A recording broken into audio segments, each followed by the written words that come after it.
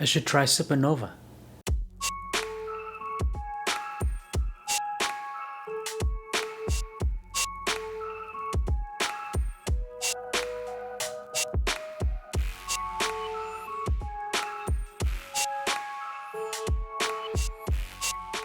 The packaging of Supernova is relatively basic.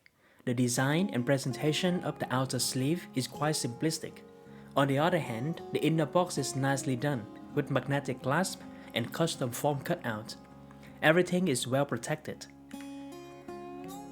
Inside the box, you would find the IMs themselves, an IM cable, two sets of ear tips, and a metal carrying case. The cable has a 4-wire design with high-quality metal hardware. However, the wires are fairly stiff and do not lay flat. Supernova comes with a set of generic wide-bore silicon ear tips and a full set of final audio Type E ear tips. I'm happy that the 7th Acoustic includes the very useful carrying case of the Type E ear tips in the box, as you can use this case to pack a collection of your favorite ear tips with you. Supernova comes with a heavy-duty metal carrying case. Inside the case, there's a layer of soft lining to protect the IM. My only complaint about the case is that it requires a surprising number of rotations to open and close. The threading is also not very smooth. Moving on to the earpieces themselves. Supernova features a full resin build, finished with beautiful Abalone faceplates. The earpieces are quite thick. Luckily, the part of the earpiece making contact with the ears are smaller than other IMs with similar driver topology. The nozzles of Supernova are also smaller than others. To put in context, you can use the ear tips designed for 4 to 4.5mm nozzles with Supernova. But with something like Diva or Blessing 2, you would need ear tips for 5.5mm nozzles. Smaller earpieces and medium nozzles make Supernova easy to wear. Despite having vents, the noise isolation of Supernova is quite strong. Luckily, the IM does not produce pressure buildup or hotspot in my ears. I can wear this IM comfortably in long listening sessions. To achieve an optimal fit, meaning having the earpiece resting against the concha of your ears, I recommend using shorter ear tips to avoid lengthening the nozzles. I personally use a pair of SpinFit CP100 in medium size for all of my listening sessions.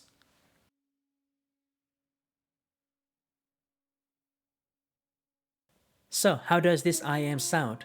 I will start by describing my subjective experience with this IM in a few test tracks. After that, I will analyze the frequency response and do some comparisons. We will start a subjective impression with vocal music from Pentatonix. When I listen to the Bohemian Rhapsody, from the first verse, I already know that I'm listening to something special. To put in context, I did this listening test at a local coffee shop on a lazy weekend afternoon. When I clicked the play button on my music player, the coffee shop and all of its ambience seems to fade away as a soundstage opens up around my head and the voices of Pentatonix members appear. The tonality of Supernova demonstrates a high sense of realism when remaining incredibly balanced. The bass line by AV is clearly presented with oomph. The kick drum beatboxing of Kevin sounds punchy. Every kick has a crisp attack and the physical sensation of the bass punch at the top of the note. The soprano line by Kirsten pops out with great details and nuances, without becoming shouty or thin. The mid-range lines by Mitch and Scott are loud and clear, without being overshadowed by the bass and the soprano. At the same time, there's a strong sense of 3D positioning. It's like every voice occupied a different position in the soundstage, from closer to further away, and from lower to higher.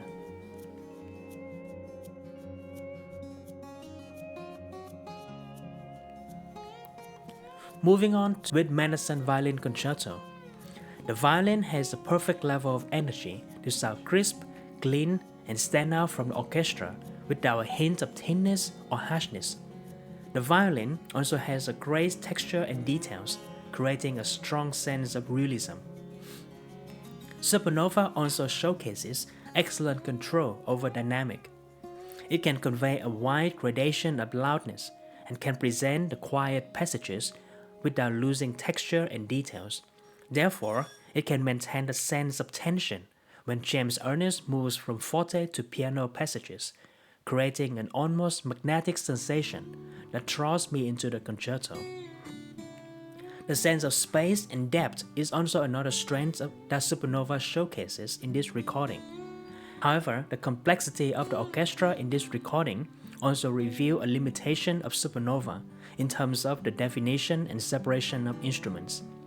Simply put, I need to spend more effort than usual if I want to follow individual instruments in busy sections of the music.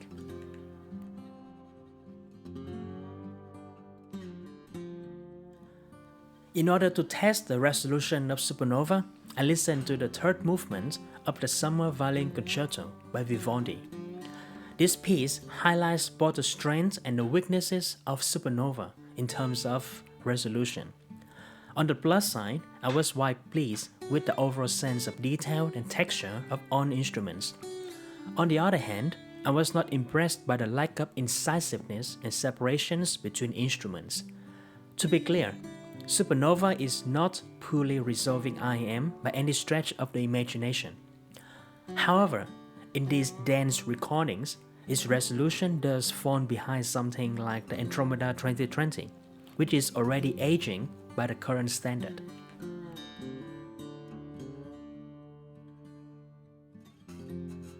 We conclude our listening impression with Live by Hans Zimmer. I'm quite impressed by the bass response of Supernova. It's punchy and powerful when the music calls for it, but it does not muffle the rest of the response when the bass punch is not needed. Another advantage of Supernova is the soundstage. Across most tracks in this album, Supernova demonstrates a strong sense of depth. The soundstage of Supernova has a noticeable projection forward toward the front of the head. The center of the soundstage is also slightly pulled away from the head. Together, these characteristics help Supernova to sell the illusion of a large soundstage that comes from the front rather than a bowl of sound inside the head. The weakness of Supernova partially comes from the lack of incisiveness and separation. Simply put, the instrument placement of Supernova lacks the laser-sharp focus. As a result, instruments do not form clear layers.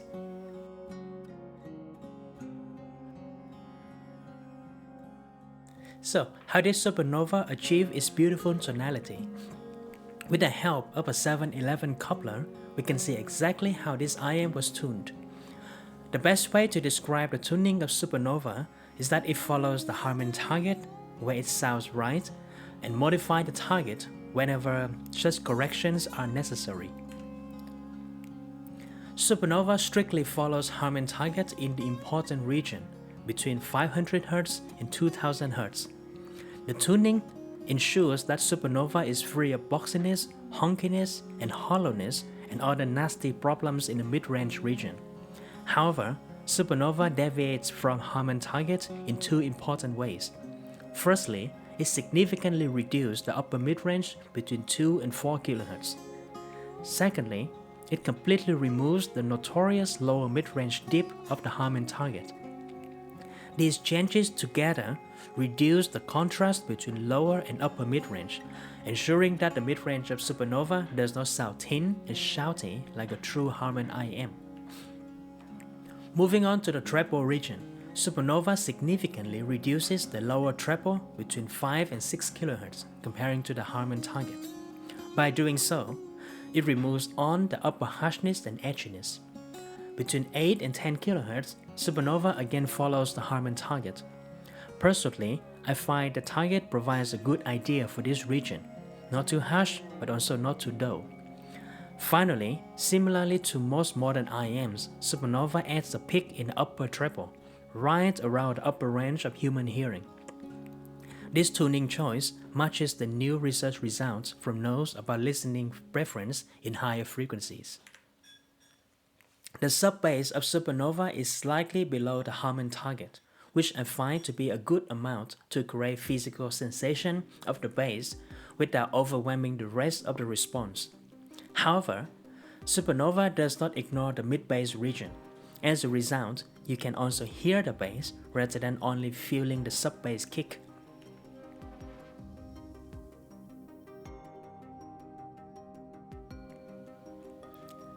In order to appreciate the tuning of Supernova, let's compare it with Symphonium Helios, another IEM that features various adjustments of a harmonic target. Looking at the graph, it's rather striking how 7th Acoustic and Symphonium approach an identical vision of the tuning in the above 500 Hz region. However, they differ significantly in the lower region. Helios follows harmonic target to a T in order to convey the feeling of using a proper subwoofer, when still ensuring that the mid-range is clean and clear. Supernova, on the other hand, embraces the lower mid-range and all of its potential problems such as muddiness and boominess. So which approach is more successful? Debatable. Helios has a clean and open mid-range without the usual harshness of a strictly harmonic IEM. However, many people, including myself, has pointed out that Helios does not have the most natural tonality, especially when it comes to male vocals and lower instruments like cellos. On the other hand, Supernova is natural and realistic across the spectrum, but it lacks the clean presentation of Helios, so you need to pick your poison in this case.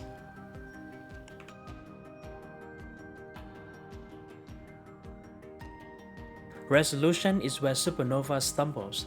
Simply put, this IEM does not offer a razor-sharp boundary between instruments. For example, when I listen to a complex orchestral recording, I need to spend more effort than usual if they want to follow individual instruments. On the plus side, I was quite pleased with the overall sense of detail and texture of all instruments, especially in these complex recordings. Supernova also shines with simpler recordings such as violin solos. For example, when I listen to the violin sonatas and partitas by Johann Sebastian Bach, I can hear a decent amount of texture and details in the violin. The reverberation of the recording horn was also highlighted. However, in direct A/B test, I still find that the aging Andromeda 2020 is still crisper and more refined in both the mid-range and the treble air. In conclusion, the resolution of Supernova is between the Blessing 2 and Andromeda 2020, a level which I consider to be very good.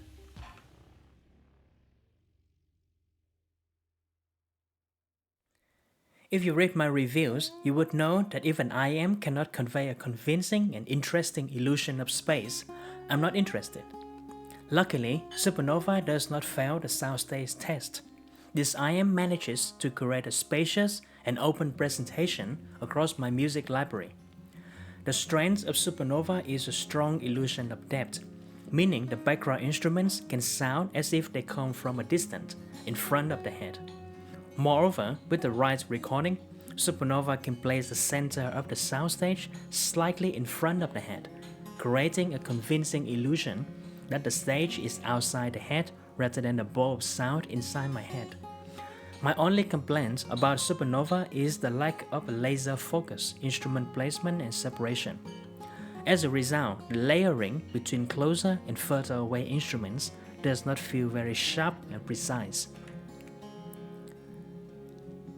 In direct comparison, it's clear that Supernova has an edge against the Andromeda 2020 in terms of the spaciousness and the forward projection of the soundstage.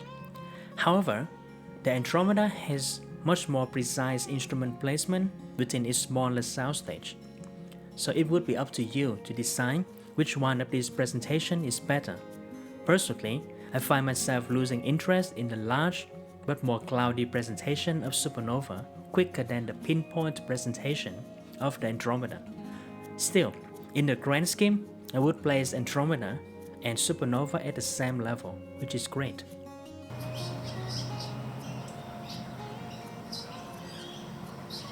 Despite my nitpicking about resolution and instrument placement, there is no denying that 7th Acoustic has done a lot of right things with Supernova. For someone who does not pay that much attention to tonality, I'm surprised by how impressed I am with the tonal balance and just the overall sense of realness of the tonality of Supernova. The bass response is also natural. It's spongy when it's needed. It never sounds unnaturally dry and clean, yet it never overpowers the rest of the frequencies. The soundstage was also spacious and interesting. Luckily, Supernova can deliver all of those without compromising fit and comfort. So, should you buy Supernova? Let's look at this from the other direction and ask yourself why you shouldn't add this IM to your collection. So, if you want the mid-range to be thin and clean, Supernova isn't for you. If you want your IM to have razor-sharp instrument placement and separation, you might also want to avoid this IM. If you want your IM to have exaggerated bass response, look elsewhere. And finally, if you want your IMs to present music with substantial coloring, such as very thick lower mid-range or spiky, sparkly treble, you wouldn't find a presentation in Supernova. But if your preference does not fall into those categories, Supernova is worth a listening. It is one of the few IMs that make me say, what a beautiful tonality. Good job, 7th Acoustic.